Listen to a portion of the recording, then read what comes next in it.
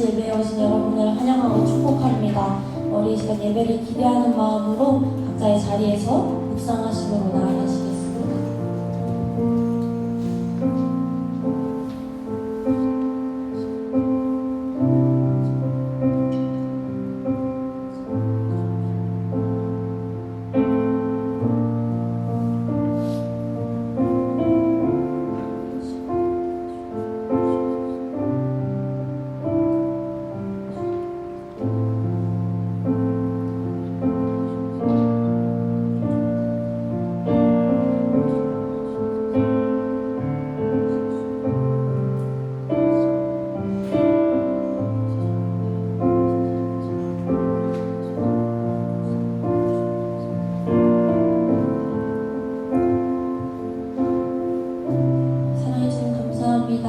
오늘도 각 학교에서 예배의 자리를 지키는 주님의 자녀들이 주님 앞에 예배하고자 이 자리에 모였습니다. 주님, 우리가 오늘 이 자리에서 찬양하고 예배할 때 정말 주님 안에서 자유케 찬양하게 하시고 이 예배를 통해 주님을 경험하는 은혜의 시간이 되게 하여 주세요. 또 살아갈 때 주님을 사랑하는 마음을 마음껏 표현하는 예배자 되어 주님과 소통하는 자녀가 되도록 인도하여 주세요. 오늘 예배 가운데 함께 하실 주님을 찬양합니다. 감사드리며 예수님의 이름으로 기도드립니다. 할렐루야. 우리 옆 사람과 이렇게 인사하면 좋겠습니다. 주님이 당신을 사랑하십니다. 주님이 당신을 사랑하십니다. 주님이 당신을 사랑하십니다. 9월 스쿨처치 예배의 주제는 텔레파시입니다. 멀리 떨어져 있어도 서로의 마음을 알고 소통하는 것이죠. 가끔 우리는 말로 설명되지 않았던 것이 마음을 통해서 그 진심이 닿았을 때 그 감정을 온전히 느낄 수 있습니다. 주님을 향한 나의 마음, 그 사랑이 말로는 다 표현할 수 없는 것 같습니다. 그래서 이 시간 예배드리고 또 찬양하며 나아가실 때에 나를 사랑하시는 주님께, 날 찾아오신 주님께 나의 마음을 열어, 우리의 입술을 열어 고백하며 나아가기 원합니다.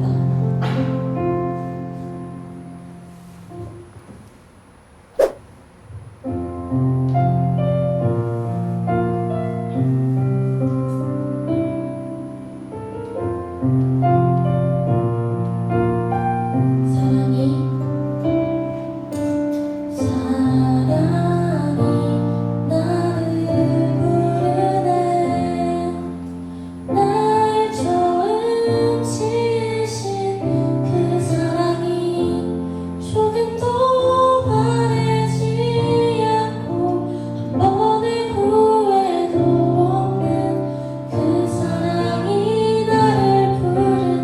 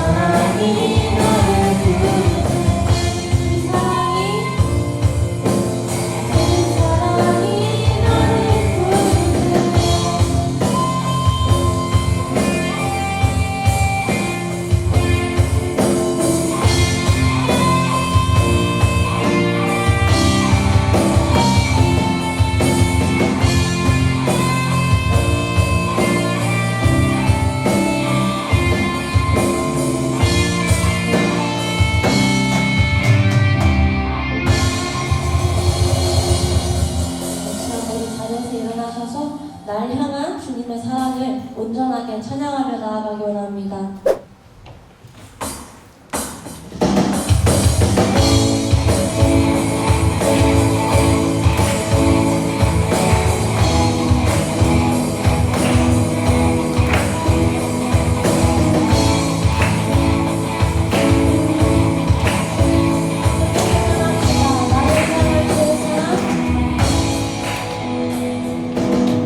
나를 향한 주의 사랑, 삶과 나의 나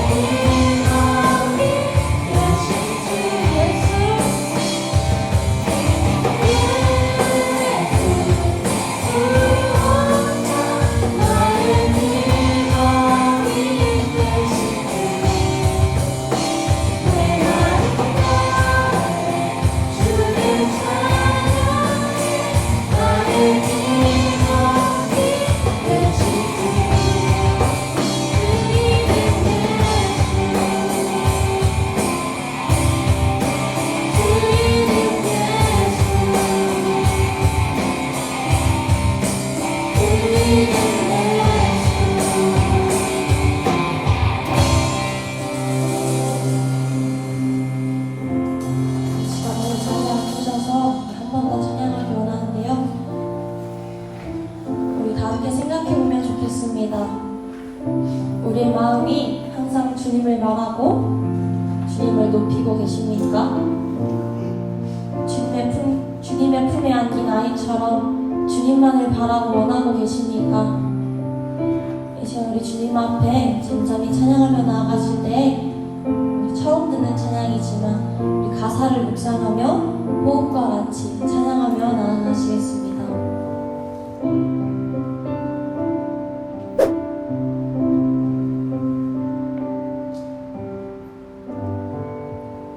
내 영혼 주의 사랑 찬양해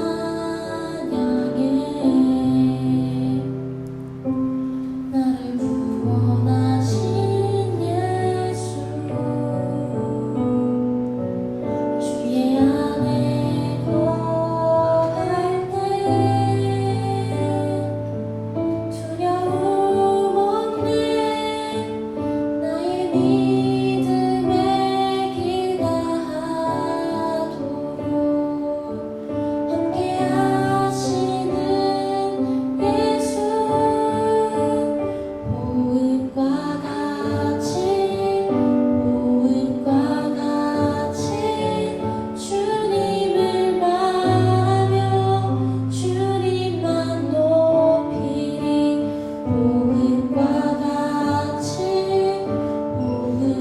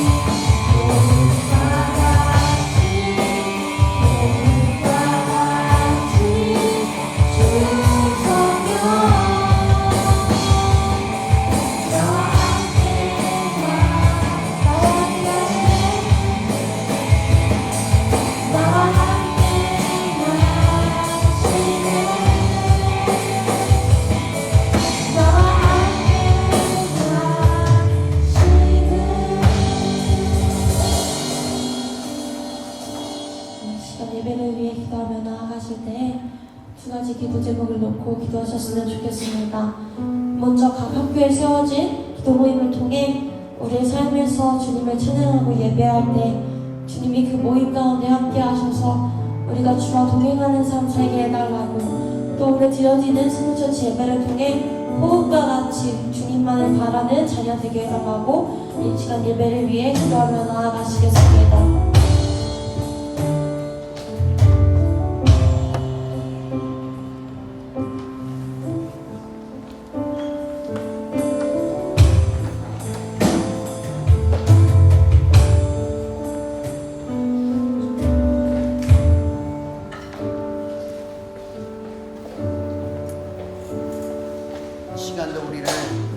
이 시간도 우리를 하나님의 친밀함의 자리로 인도하시는 주님, 우리는 단지 예배를 드리러 이곳에 온 것이 아니라 우리 자신을 드리러 주님 앞에 나옵니다.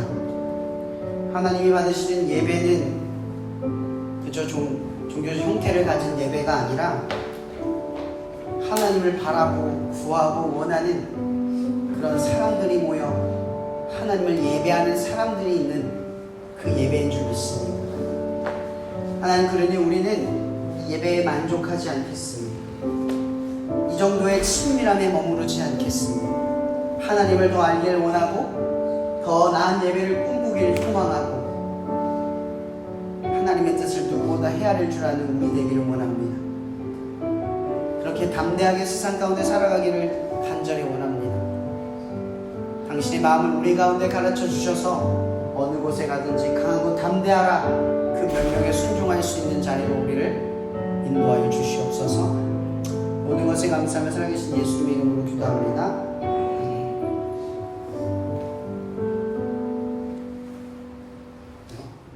오늘 주제가 뭐죠? 텔레파시. 제가 이거 사전적 용어를 찾아봤어요. 이 텔레파시라는 게 뭔지 찾아보니까 이 구글에서 검색하기를 내 생각과 감정과 내 마음을 상대방에게 전이하는 것, 혹은 내가 저 사람의 생각과 마음과 어떤 뜻을 내가 전이받는 것, 그것을 의미한대요. 그게 텔레파시예요. 이 성경에서 이 텔레파시라는 개념을 어떻게 찾아볼까 많이 궁리를 해봤어요. 아무리 생각해봐도 이 텔레파시와 적합한 단어, 적합한 분은 딱 한 분밖에 없어요. 누굴 것 같아요? 하나님, 예수님, 성령님 중에 한 분이에요. 하나님이에요? 예수님이에요? 성령님이에요. 성령님. 여러분, 예수님이 여러분 곁에 계시지만 실제로 우리 옆에 있지 않아요. 하나님은 우리를 창조하신 분이지만 하나님은 여러분 곁에 있지 않아요. 예수님께서 십자가에 못 박혀 죽으셨죠. 그리고 사도행전에서 수많은 제자들, 몇백 명이 되는 제자들 앞에 자기 자신을 보여줬어요. 그러고 나서 하늘로 올라가시면서 이 제자들에게 약속하신 게 있어요. 그게 요한복음 14장 오늘의 본문의 말씀입니다. 14장 25절이요. 띄워주실래요?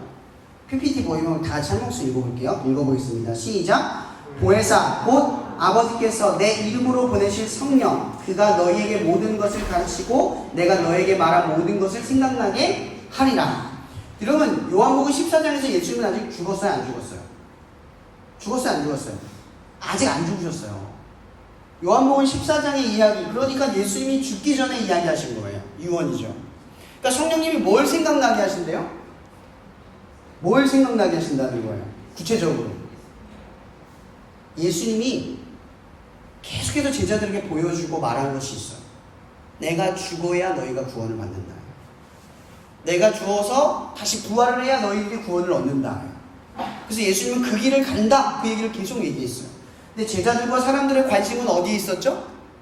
기적, 인기, 관심, 거기에 있었어요. 근데 예수님은 그 숨겨진 이야기 사이에 3번이나 죽음과 부활에 대한 언도를 해요. 근데 아무도 그걸 몰라요. 그러니까 예수님께서 지금 보혜사 성령, 뭘 기억나게 하신다는 거죠? 기적을 떠오르게 한다는 게 아니죠. 하나님 대단한 분이야, 예수님 놀라운 하나님의 아들이야, 이걸 떠오르게 한다는 게 아니죠. 그분이 죽었을 때 제자들이 어떻게 했죠? 제자들이 어떻게 했어요? 지켰어요? 예수님의 죽음을 지켰어요? 방어했어요? 보호했어요? 희생을 했습니까? 다 도망갔습니다. 다 도망갔다고. 유다는 팔았지만 제자들은 도망갔어요. 똑같은 놈들이에요. 그렇게 기적을 보고도 도망갔어요. 왜? 왜 도망갔죠? 기억이 안 났어. 뭐가 기억이 안 나요? 죽은 게 끝이라고 생각했는데 예수님이 말하려는 핵심은 죽은 게 아니에요. 부활한다는 거잖아요. 내가 죽은 다음에 부활할 거야. 그걸 기억나게 하신대요. 이와 비슷한 이야기가 있죠. 예수님이 십자가에 못 박혀 가기 전에 가야바 대사장 앞에 뺨을 맞고 막 침을 뱉는 수모를 당할 때 베드로가 그 곁에 있었어요. 근데 베드로가 이 세 번째 부활의 언도를 들었을 때 예수님한테 그랬거든요. 예수님, 그런 일은 절대 일어날 수 없습니다. 내가 그런 일 일어나면 내가 맞겠습니다.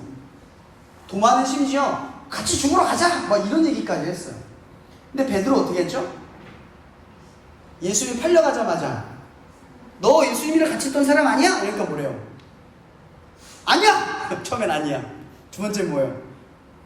욕이 들어가는 거예요. 18 아니야!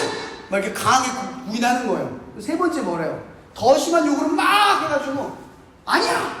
저 망할 뭐 예수 뭐 이러면서 비난하면서 나 아니라고 하는 거예요. 왜? 살려고. 근데 예수님이 그 이야기 전에 뭐라고 얘기했어요? 너가 나를 닭이 2번 올 때 네가 나를 3번 부인할 거야. 미리 언도를 하신 거예요. 근데 이걸 생각나게 하죠. 베드로가 이걸 생각을 하잖아요.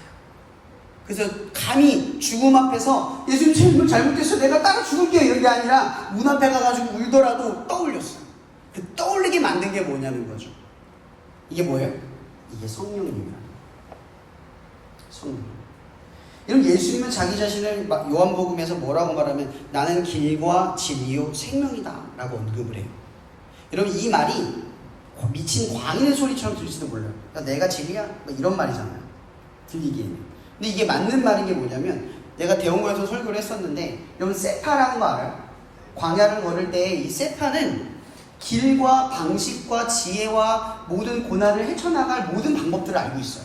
세파가 맵을 그려서 우리에게 지도를 주면 지도를 따라갈 수는 있지만 지도를 따라가다가 문제가 생기거나 길과 지형이 바뀌었을 때 대처하는 방법을 알아요? 몰라요? 몰라요. 그러니까 우리가 맵, 이 광야와 험준한 산에서 맵은 유일하게 누구예요? 세파예요. 사람을 믿고 가는 거지 지도를 보고 가는 게 아니라는 거죠. 그 예수님이 자기 자신에 대해서 뭐라고 말해요? 나는 길과 진리와 생명. 이게 뭐예요? 내 안에 있다는 거죠. 예수 밖에 지식과 지혜는 있지만 그 지식과 지혜는 변수와 무너질 것들이 있다는 거예요. 근데 내 안에만 존재한다는 거죠. 나에게 듣고 나에게 이해하고 내 뜻을 분별할 때만 길과 진리와 생명이 있다는 거죠. 그래서 예수님이 자기 자신에 대해서 빗대는 거예요. 내가 세파야. 내가 너희들의 인도자. 내 안에 답이 있고 내 안에 생명이 있고 내 안에 길이 있어. 근데 이분이 그렇게 이야기를 했는데 예수님은 그래서 말씀이에요. 세상을 지으신 말씀. 그죠? 빛이 있으라 막 이렇게 지었잖아요. 근데 하나님께서 말씀이 아니라 행동하신 게 하나 있어요. 그게 뭔지 알아요? 창세기 3장에 말씀 안 하고 행동으로 하신 게 있어. 성경 잘 봐야 돼요. 뭘 했어요? 말씀을 안 했어요. 루아우. 숨을 불어넣으셨어요. 이 숨을 불어넣은 루아우가 뭐를 의미하냐면 성령님을 의미하는 거예요. 숨을 그러니까 이런 거죠. 예수는 생명이고 성령은 생명력이에요. 력. 움직이는 력. 그러니까 예수는 생명인데 성령님은 력이에요. 그러니까 우리가 만약에 존재를 하는데 성령이 불어넣지 않으면 생명력이 없는 거야. 죽은 거예요. 그래서 이사야서인가요? 거기서는 마른 뼈의 비유를 이야기를 하잖아요. 에스겔서 마른 뼈. 이게 왜 마른 뼈예요? 살아는 있는데 이 뼈들이 그냥 움직이는 거래요. 존재하거나 존재하는데 의미가 없이 가치 없이 움직인다는 거죠. 인간은 인간인데 살아있는 존재가 아니라는 거예요. 에스겔서에서 그렇게 예언을 해요. 근데 하나님께서 생기를 후 불어넣으셔 하나님의 군대가 됩니다. 군대가 된다는 건 뭐예요? 하나님의 목적을 지닌 특별한 존재로 뒤바뀌었다는 뜻이에요. 성령을 불어넣으니까 비로소 뭐가 생겨요? 목적과 가치가 생긴다는 거죠. 그걸 후하고 불어넣은 거예요. 여러분에게는 생명이 있어요. 근데 그 말씀으로 생명을 부어줄 성령님이 안 계시는 거예요. 성령님은 여러분들 그 삼위일체라는 말 알죠? 성부, 성자, 성령. 이게 성경에 없는 단어예요. 신학적 용어란 말이에요. 이 단어는 성경을 해석할 때 신학자들이 이 세 가지가 분명히 하나님을 말하고 있다 하기 때문에 요약을 한 거예요. 성부이신 아버지 하나님, 성자이신 예수님, 아들, 그리고 성령이신 성령. 이 세 가지 분이 있는 거예요. 그러니까 하나님께서는 뜻이에요. 뜻과 목적이 되시는 거. 그분의 뜻과 목적이 이 말씀으로 나온 거죠. 예수예요. 그 세상에 지어졌어요. 그럼 이 세상의 활동을 이렇게 움직이게 만드는 건 뭐예요? 그분의 숨결, 성령님이 된다는 거죠. 여러분 호흡, 오늘 찬양에 호흡과 같이 찬양했어요. 여러분 호흡은 여러분 안에 들어갔다가 여러분 밖으로 튀어나와요. 그죠? 이것처럼 성령님도 여러분의 안에 있다는 거예요. 하고 들어마셨을 때 안에 있는 것처럼 숨이 없이 인간이 존재하지 못하는 것처럼 이 성령님이 여러분 안에 들어올 때 여러분이 존재한다는 거죠. 제가 여러분들에게 이야기하고 싶은 주제가 이거예요. 여러분 오늘 예수님께서 보혜사 성령, 그러니까 너에게 이 모든 것을 생각나게 할 거야. 뭐? 내가 죽고 난 뒤에 부활한 모든 사건들이 뭐가 연결이 되어 있는지를 생각나게 하실 거라는 거죠. 근데 그걸 생각나게 하는 분이 누구래요? 보혜사 성령입니다. 근데 우리 성령님 잘 모르잖아요. 여러분 예수님의 이름으로 기도해도 돼요. 근데 성령님 도와달라고 말해도 되는 거예요. 근데 성령님을 잘 몰라요. 예수님만 잘 아는데 성령님의 역할을 잘 몰라요. 여러분 성령님은 이 텔레파시로 이해하기 쉬울 것 같아서 제가 이 주제를 줘야겠어요. 여러분 제가 여러분들에게 말을 했어요. 제가 아까 욕했죠? 근데 그 부분만 딱 편집해가지고 어디 가서 보여주면 이제 목사님 욕했어요 이렇게 가잖아요. 그죠? 여러분 말만 들으면 뭐가 안 따라와요? 뜻이 안 따라와요. 그죠? 여러분들도 그런 적 없어요? 친구랑 얘기하다가 나는 그냥 말했는데 상대가 오씨! 야! 왜 말을 그렇게 해? 나 아무 의미 아닌데? 그런 의미가 아닌데? 오해를 받은 적 있죠? 말하다가 나는 그런 의미가 아닌데 상대는 상처를 받고 나한테 이렇게 그렇게 말하더라? 들은 적 있죠? 분명히 있을 거예요. 왜 이런 일을 우리가 겪죠? 우리의 말에는 뜻이 잘 안 담겨져요. 그래서 오해하기가 쉬워. 왜 뜻이 안 담겨지냐면 사람들이 가지고 있는 생각이 얘랑 나랑 달라. 언어를 표현할 때 그 언어에 대한 의미의 포화가 달라요. 같은 말을 해도 제가 만약에 욕했잖아요. 그죠? 근데 어떤 애는 자기 욕을 하고 다니니까 별거 아니야 하고 넘어갈 수 있어. 근데 자기 욕을 안 하면 어때요? 어디 목사님 욕을 해? 이렇게 받아들일 수 있다는 거죠. 사람마다 다 이해가 달라.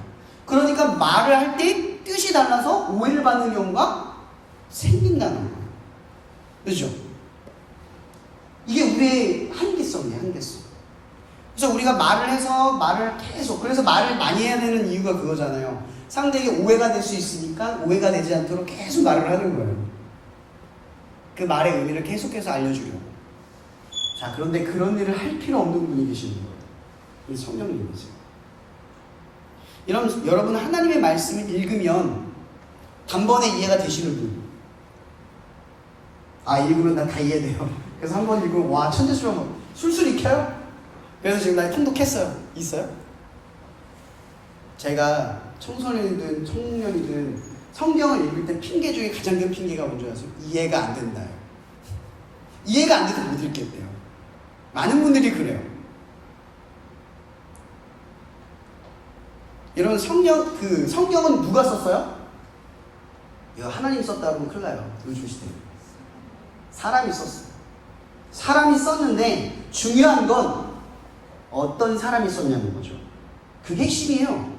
누가 썼어요? 성령의 감동을 받은 사람. 성령의 텔레파시를 받은 사람. 그러니까 말과 뜻을 제대로 파악하고 이해한 사람들. 그런 사람들이 쓴 책이 성경이에요. 이런 성경이 거의 시기로 보면 6,000년에서 7,000년 정도밖에 안 돼요. 연도가. 근데 그 정도의 시대와 문화와 나라와 어떤 관례와 전통과 배경이 다 달라. 근데 여러분 성경 읽을 때 읽어본 사람만 알아요.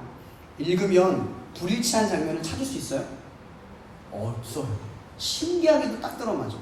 이게 더 불가능해요. 사람들은 이거 사람이 쓴 건데 어떻게 믿어? 이렇게 하잖아요. 거꾸로 말해보세요. 6,000년 동안 전혀 다른 나라, 전혀 다른 사람, 인종도 다른, 어떤 배경도 다른, 문화권도 다른 사람들이 성경을 썼는데 왜 똑같아? 왜 다 하나님의 이야기 일치해? 이런 책을 다 읽으면 왜 하나님이 다 이해가 되지? 이거 어떻게 답할 거예요? 이게 더 이해가 안 돼요. 이게 더 미스터리죠. 중요한 건 성경은 성령의 감동을 받은 사람이 썼다는 거예요. 그러면 다시 성경을 읽을 때 어떻게 해야 될까요? 성령이 필요한 거예요. 그럼 성경을 피면 이건 성경책이 문자로 내가 활자로 받아들일 때는 이건 예수님이죠. 그걸 읽으려고 할 때 그건 예수님이야. 근데 예수님이 해석이 안 돼. 이런 제자들도 예수님 곁에 따라가면서 예수가 이해가 안 된다니까요? 이해했어요? 아무도 예수의 뜻을 이해할 수 없어요. 그거 교만이에요. 누가 예수님 하나님의 뜻을 이해를 해요? 저도 요즘에 여러분들 섬기면서 일을 못 가고 있는데 재정적으로 많이 힘들어요.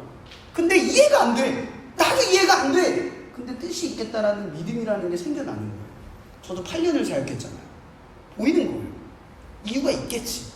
뭘 보라고 하시는 거겠지. 근데 이해가 되는 건 아니에요. 이런 신앙생활은 이 머리로 이해를 해서 가는 게 아니야. 믿음으로 가는 거예요. 진짜. 하나님이 믿어지는 거예요. 그 상황이 막연하게 믿어지는 게 아니라 하나님이 믿어지는 거예요. 이 상황을 이끌어 가시는 하나님. 이유가 있겠지. 그분을 따라가는 이유가 있겠지. 그걸 믿어지는 거예요. 제가 믿는 분은 하나님이지 이 상황이 아니에요. 내가 뭔가를 공로로 세워서 보상을 해주겠지. 그런 심리가 아니에요.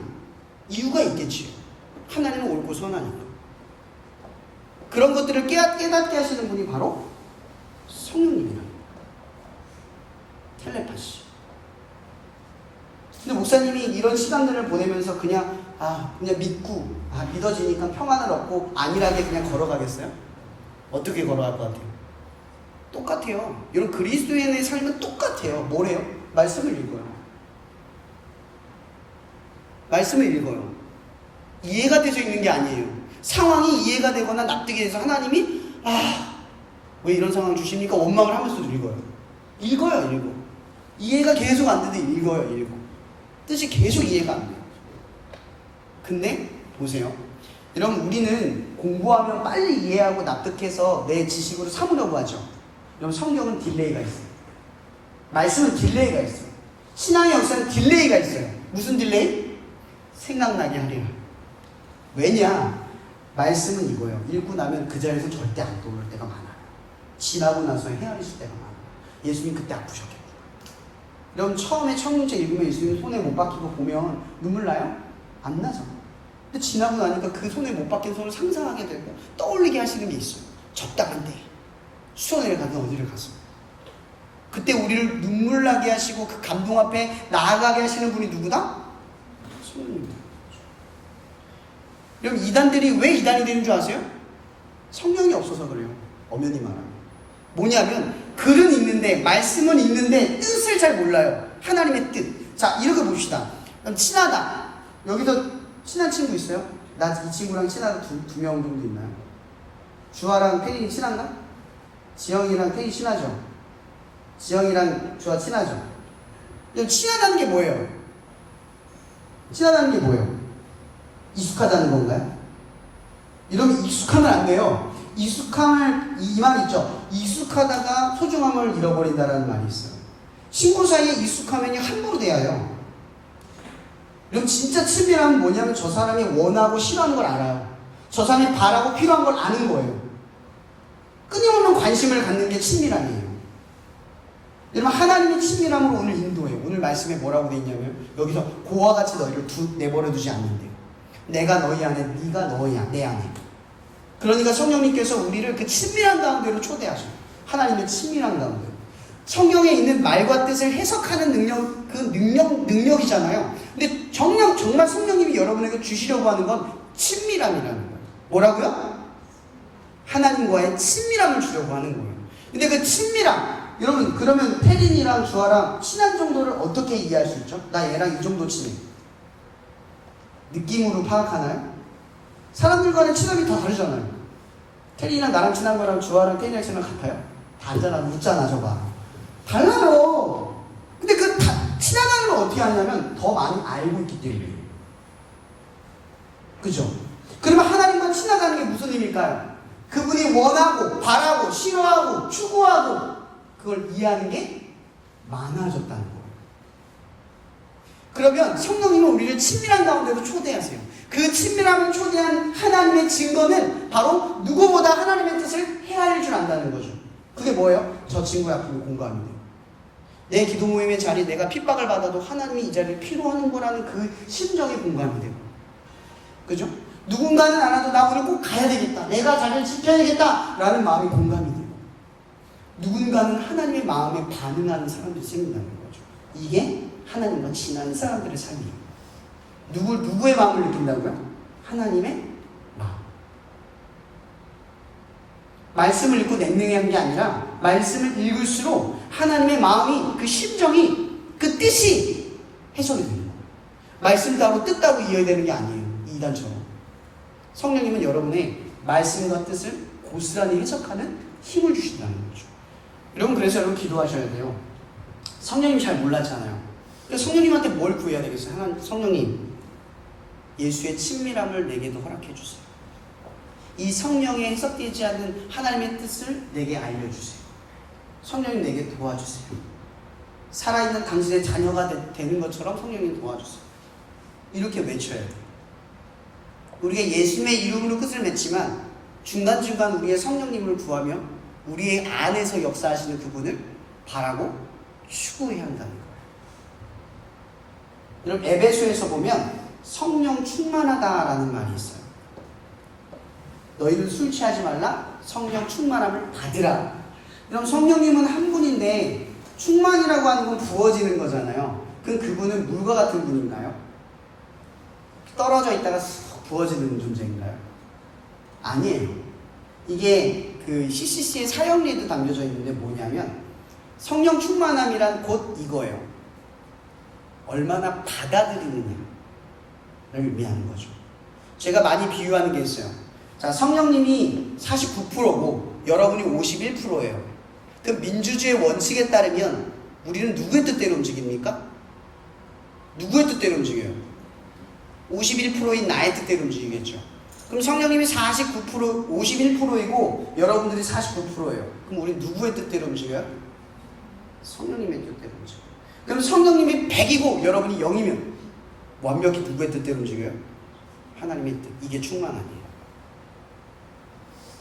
하나님의 주권이 여러분 안에 가득한 것. 내가 내어줘야 하고 그분이 내 안에 들어온 것. 내어주지 않으면 여러분 절대, 성령님은 여러분을 간섭하지 않아요. 성령에 이런 말이 있죠. 성령이 말할 수 없는 탄식으로, 이게 탄식이란 말할 수 없는 건 소리 났죠. 근데 지금 성령님이 말하는 탄식은 이 소리도 안 나는 거예요. 근데 그분은 아파하고 이를 질끈 물고 있고, 여기는 화난 건 아니지만 얼굴이 주름져 있는 그 근심으로 여러분의 상태를 지켜보고 있지만 말을 못하는 거예요. 근데 중요한 건 이거죠. 떠올리게 하실 때 뒤를 돌아보면 그 성령님이 여러분을 통해 아파하고 계시다는 걸 보게 하세요. 베드로가 운 것처럼 여러분을 울게 하시는 거예요. 기억하세요. 근데 성령님은 여러분들을 그냥 죄에 대한 죄책감 때문에 울게 하실 뿐만 아니라 뭐까지 하냐? 누구도 성령이 없으면 예수를 주라 시인할 수 없느니라. 여러분, 예수님 그리스도라고 시인하시죠? 예수 믿으시죠? 여러분, 믿음 적은 것 같아도 이게 성령님이 여러분들에게 주신 고백이에요. 저 밖에 나가서 얘기해 보세요. 예수 믿으세요? 미친놈 아니에요? 다 그럴걸요? 여러분, 아무나 예수님 그리스도 고백하는 거 아니에요. 여러분이 하고 있는 거 되게 놀랍고 크고 감사한 일인 거예요. 누구도 못하는 일을 성령님이 여러분에게 고백하게 만드신 거예요. 그러니 그 일을 가볍게 여기지 마세요.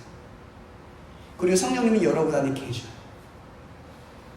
이걸 기억하세요. 여러분, 지금은 정말 혼탁한 시대예요. 이단도 참 많고 말씀으로 여러분을 유혹할 때가 참 많아요. 그러나 기억하세요.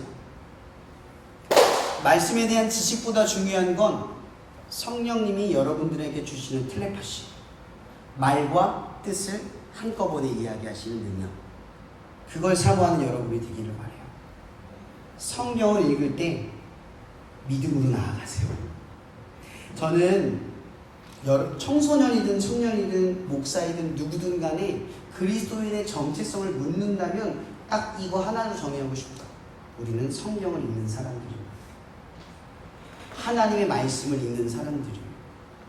이벤트성이 아니잖아요. 공동체에서 읽으니까 그때 읽고 끝나는 게 아니라 다 읽었다 끝!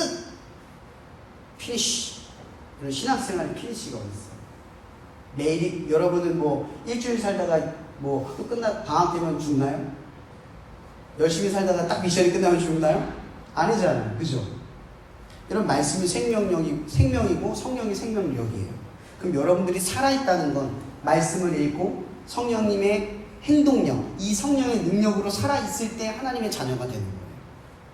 이 행동을 멈추면 더 이상 우리는 하나님의 자녀로 살아가는 힘과 능력을 상실하게 돼요. 우리가 꼭 기억해야 돼요. 우리는 매일 같은 일을 반복하는 사람들입니다. 하던 일을 계속하는 사람들이에요. 그래서 우리가 하는 일은 티도 안 나고 대단하지도 않아요. 그러나 기억하세요. 베드로를 생각나고 뛰어나게 기억나게 하신 것처럼 여러분이 하는 일을 하나님이 언젠가 쓰실 거예요. 이걸 기억하세요. 여러분들이 지나온 길을 반드시 누군가는 열매 맺는 일로 사용할 거예요. 하나님이 하시는 일은 지금 여러분의 삶에만 국한되어 있는 게 아니라 여러분의 삶을 뛰어넘은 다음 세대에게 지금 진행 중으로 나가고 있는 거예요. 우리가 하는 일은 엄연히 말하면 무슨 일인 줄 아세요? 우리들의 기도 모임을 세우는 일이 아니라 이 충주 땅의 다음 세대에게 예수 그리스도가 계속 흘러가도록 해주는 브릿지, 그 일을 해내고 있는 거예요. 여러분들이 그 자리를 지킨다면 그 지키는 일로 인해서 계속 여러분들이 졸업해도 여러분들 후배와 다시 밑에 있는 학생들이 계속 올라와서 뭐를 하냐면 그 기도 모임의 자리를 지키는 법을 배울 거예요. 이걸 기억하세요. 시간이 지난 뒤에 여러분들에게 그 일을 떠올리게 하실 겁니다. 그 놀라운 역사의 현장 가운데 여러분이 있기를 바라요. 그래서 여러분이 언젠가 나중에 커서 성인 되고 어떤 모습과 위치에 서도 이 정체성을 잊지 마세요. 의미 없고 목적 없는 것 같아도 하나님 앞에 하는 일을 반복해서 해내세요. 그렇게 하나님이 원하는 일들을 이루어가세요. 그리고 그 일을 통해 단 한 가지, 하나님이 원하고 바라는 것을 알 수 있는 친밀함의 역사를 모두 누리는 여러분이 되기를 축복합니다. 기도하고 마실게요.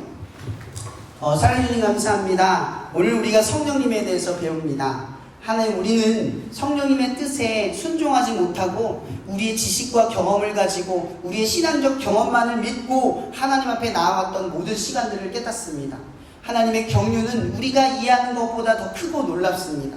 그러니 하나님의 뜻을 우리가 감히 이해하고 예측할 수 없사오니 성령님께서 베드로에게 시간이 지난 뒤에 떠올리게 하신 것처럼 또한 이 요한복음에서 보혜사 성령, 그 생각과 뜻, 이 모든 일들을 떠올리게 하실 것처럼 여러분, 우리 친구들이 이해가 되지 않아도 말씀을 읽고, 이해가 되지 않아도 그 믿음의 자리를 지키고, 이해가 되지 않아도 계속해서 그 신앙의 삶을 이어갈 때 하나님께서 시간이 지난 뒤에 이루실 그 역사를 반드시 경험하는 당신의 자녀 되게 하여 주시옵소서. 또한 우리의 역사가 이 자리를 위한 그 자리가 아니라 앞으로 흘러간, 또 우리 뒤에 다시 우리의 자리를 차지할 다음 세대를 위한 브릿지, 그 역할을 감당하고 있는 줄을 우리 모두가 알게 하여 주옵소서. 우리의 모든 일에 하나님의 뜻과 역사가 있는 줄 믿사옵나이다. 이 시간 우리를 그 성령님의 행동하시는 역사 가운데로 우리를 초대하실 줄 믿사오며 살아계신 예수님의 이름으로 기도합니다. 아멘. 이 시간 우리 잠깐 몇 가지 기도 제목을 가지고 기도했으면 좋겠습니다. 태린이 잠깐 나오셔서 아무나 반주 좀 주시겠어요? 신앙생활에 있어서 가장 어려운 건 매너리즘이라고 생각해요. 반복해서 하다 보면 우리는 그 반복하는 일에 대한 의미를 잃어버릴 때가 있어요.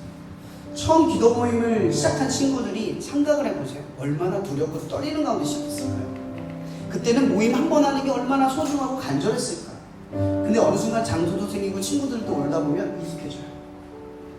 처음 가졌던 그 소중함과 간절함을 잃어버리고 이제는 그 익숙함에 빠져들어요. 매너리즘. 근데 여러분, 신앙생활은요, 이게 어려운 거예요. 막막하고 이해하지 않는데 계속해서 지속해야 될 힘이 필요한데 우리는 자꾸 이해가 필요하고 납득이 필요하고 지금 당장 뭔가가 보여야지만 움직이는 그 정도의 믿음을 가지고 있거든요. 그 자꾸 포기하고 주저앉고 타협해요. 여러분, 우리가 기도할 때는 그렇게 기도했으면 좋겠어요. 하나님, 우리가 자리를 지킬 때 막막하고 보이지 않고 이해될 수 없는 상황을 꿰뚫어 넘어서 오늘 베드로가 경험한 것처럼 떠올리게 하시고 그 일을 역사하게 하신 하나님을 경험할 때까지 우리 나아가게 도와주세요. 매너짐에 빠져서 그 소중함을 잃고 익숙함에 젖어드는 우리를 일깨워 주시고 그 반복되는 훈련 속에서 하나님의 성취를 반드시 경험하는 우리 되게 도와주세요. 아브라함도 25년이 지나야 이삭을 얻었고 야곱도 20년이 지나서 고향 땅을 밟을 정도로 길을 걸었어요. 요셉도 17년이 지나야 총리가 됐고 20년이 돼서야 자기 형제를 만났죠. 모세도 40년의 미디안 광야 생활이 끝나고 나서야 하나님의 부르심을 얻었어요. 여러분들이 지금 가장 필요한 건 지금 당장 뭔가 주체성을 갖고 이루는 게 아니라 지키는 거예요. 내가 할 수 있는 것부터 지켜나가는 겁니다. 기억하세요. 성령님께서 반드시 그 지키는 것을 통해 역사하실 겁니다. 이 시간 기도할 때는 하나님, 나 막막하고 이해되지 않고 이 소에 빠져서 매너짐에 젖어서 소중함 잃고 매 순간 하나님이 예배하고 모여서 당신을 위한 자리를 가는 우리들의 그 삶의 자리를 소중하게 여기지 못하고 방황하는 모든 순간을 도와주시옵소서. 이 막막한 순간을 꿰뚫고 믿음으로 나아가게 도와주세요. 이 시간 그 믿음의 기도의 제목을 가지고 시간 다 함께 기도하며 나갔으면 좋겠습니다. 기도하시겠습니다. 하나님, 이 시간 우리가 무엇으로 모였습니까? 지금 오늘 우리가 이렇게 한 번 예배드린다고 세상이 어떻게 바뀌지는 않습니다. 나도 어떤 삶으로 바뀌거나 대단하거나 특별함으로 바뀌지는 않습니다. 그러나 하나님은 당신의 일을 이루시기 위해 우리를 이 당연하고 평범하고 익숙한 이 길로 우리를 인도하십니다. 광야와 같은 허허벌판 무언가 보이지 않는 그 길 속에서도 오직 믿음으로 가는 자들에게 하나님의 역사를 이루어 가십니다. 하나님, 지금 나는 내 눈으로 보지 않는다. 제대로 걷지 않을 때가 참 많습니다. 아무것도 바뀌지 않는다고 하나님을 판단하며 내가 하던 일을 멈춰둘 때가 참 많았습니다. 그렇게 우리는 하나님의 역사의 순간에 도달하지 못하고 열명의 적당구처럼 말씀으로 그 땅을 보는 게 아니라 세상의 시선으로 그 땅을 봤습니다. 하나님, 우리도 갈렙과 여호수아처럼 남들의 해방을 떠나서 먹고 살고자 광야에서 불평불만에 삼고자 하나님을 원망하는 자리를 지켰던 그들처럼 되지 않고 해방의 끝까지 남아서 남들이 떠나도 그 자리 끝까지 남아서 지키는 자 되기를 원합니다. 그렇게 40년을 광야의 시간이 지나며 그 땅에 반드시 들어가는 우리 되기를 원합니다. 그 땅에 들어가서 믿음의 눈으로 말씀의 언약으로 우리의 주어진 땅을 바라볼 수 있게 도와주시옵소서. 하나님, 지키는 것을 가볍게 여기는 우리가 되지 않게 성령님이 날마다 깨우쳐 주시옵소서. 기억나게 도와주시옵소서. 그날의 소중함, 그날의 담대함, 그날의 용기 냈음, 그날의 준비함, 그날의 분주함, 처음 시작했을 때 그 소중함을 잃어버리지 않고 나아가기를 원합니다. 이 시간 우리 한 가지 더 두고 기도했으면 좋겠습니다. 여러분, 하나님의 친밀함에 들어갔다면 이제 느껴지는 것이 있을 겁니다. 이런 종교인들은 하나님 앞에 거룩함만 이야기해요. 근데 그리스도인들은 하나님의 마음에 반응하는 사람입니다. 그래서 우리는 기도 모임이라는 이름을 두어요. 왜 기도 모임이죠? 기도하니까. 어디를 두고 기도하죠? 나의 힘듦? 그게 여러분들의 기도의 목적입니까? 하나님은 그렇게 우리를 하찮게 부르지 않았어요. 우리의 삶에 갇혀서 우리의 어려움만 가지고 하나님께 나아가라고 한 게 아니라 여러분이 있는 학교, 주변에 어려 힘들어하는 친구들, 그 문제를 두고 기도하라고 그 자리에 부르셨어요. 여러분, 이 시간 기도할 때는 하나님, 나 기도모임 자리에 가서 우리 학교를 위해서 기도하는 마음을 주세요. 우리 학교에 힘들어하는 친구들을 떠올리며 하나님의 마음을 가지고 기도할 수 있게 도와주세요. 이 시간 다 같이 기도할 때 여러분 머릿속에 떠올리는 학교의 문제와 또 여러분 친구들 혹은 또 선생님의 어려움, 이런 여러분 주변에 있는 어려움들의 문제를 두고 이 시간 성령님께서 떠올리게 하시는 그 문제를 두고 다시 한번 기도하며 나갔으면 좋겠습니다. 기도하시겠습니다. 하나님,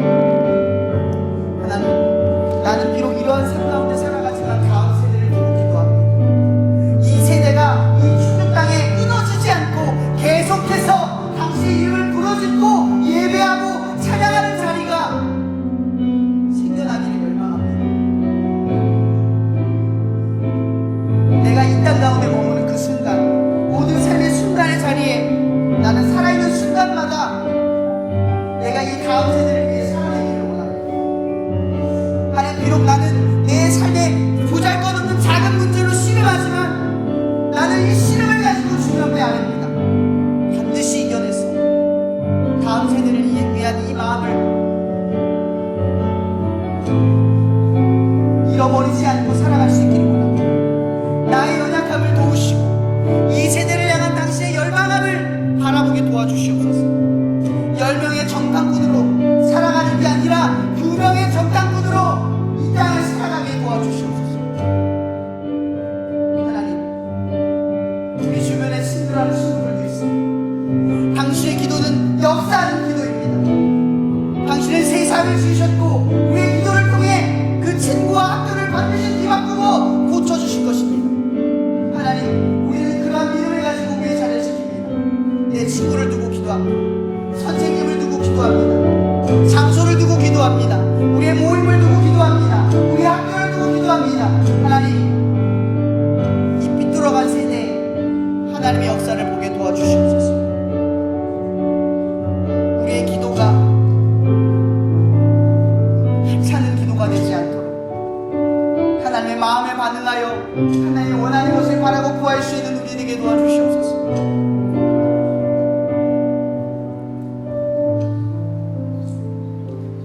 하나님, 이 시간 우리 친구들에게 성령님을 주셨습니다. 이 친구들이 살다가 갑자기 떠오르게 하실 그 성령님, 말씀을 평소에 읽었는데 이해되지 않았던 것이 어떤 삶 가운데 이해되게 하실 그 성령님, 내가 막연한 길을 한참을 지나서 이해가 되지 않는 시간을 한참을 지나서 힘들어하며 그 길을 걸어갔던 친구에게 그래서 이랬구나, 그래서 이걸 쓰시는구나, 그걸 경험하게 하실 성령님. 그래서 우리 친구들이 그 누구보다 하나님의 뜻을 제일 먼저 알아차리고 하나님의 말씀에 제일 먼저 반응하고, 날 위해 누가 갈고 내가 여기 있습니다 주님, 그렇게 주님의 음성에 제일 먼저 귀 기울여 대답할 수 있는 우리 친구들이 되게 도와주시옵소서. 하나님과 친한 우리 되기를 원합니다.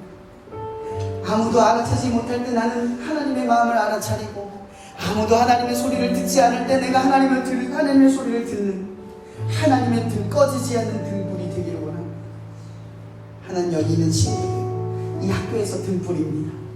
그 기도 모임을 통해 하나님의 마음의 소리를 듣고 하나님이 원하는 바를 알고 하나님이 주시는 바를 쫓습니다. 하나님, 이 막연한 길을 걸어가는 친구들, 여러 가지 반대와 어려움 속에서 그 자리를 지켜가는 이 친구들, 매 순간 익숙함에 젖어서 소중함을 잃을지라도 그 자리를 지키며 하나님의 뜻을 믿음으로 나아가는 이 친구들에게 늘 찾아오셔서 베드로에게 알려주신 것처럼 오늘 보혜사 그 성령님의 약속처럼 우리 친구들에게 날마다 알려주시옵소서. 그래서 가는 거야. 너의 길을 내가 쓸 거야. 의미 없어 보이는 너의 길을 나는 크게 쓸 거야. 네가 작다고 여기는 그 행동을 나는 크게 볼 거야. 그 음성을 듣고 나아가는 우리 친구들이 되게 도와주시옵소서. 모든 것에 감사하며 살아계신 예수님의 이름으로 기도합니다.